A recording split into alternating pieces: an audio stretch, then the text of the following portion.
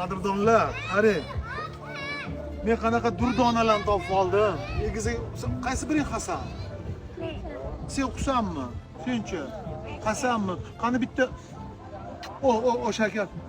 Hasan. Yaxshi niyat bilan shunaqa o'g'illar bersin, navaralar bersin deganlar bittadan Hasan Husan shu voy.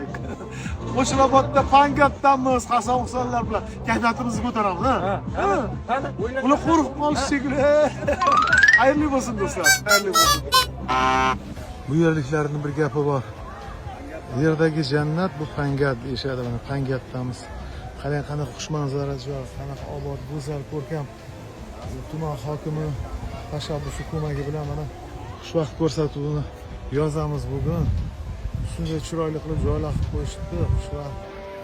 Shu qadar musaffo havo, shu qadar ko'rkam joylar, samimiylik bor. Ajoyib quvvat, xushvaqtimiz zo'r bo'ladi.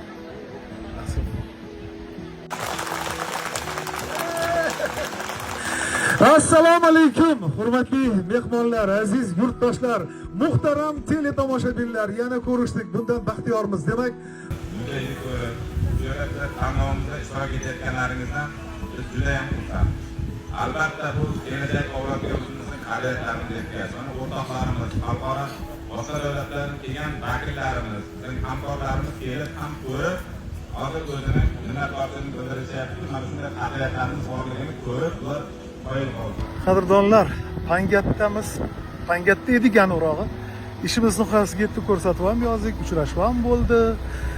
Ko'rsatuv qizidi, hammasi uzoq davom etdi va nihoyat endi yana Qo'shrobodga. Xayrli bo'lsin do'stlar.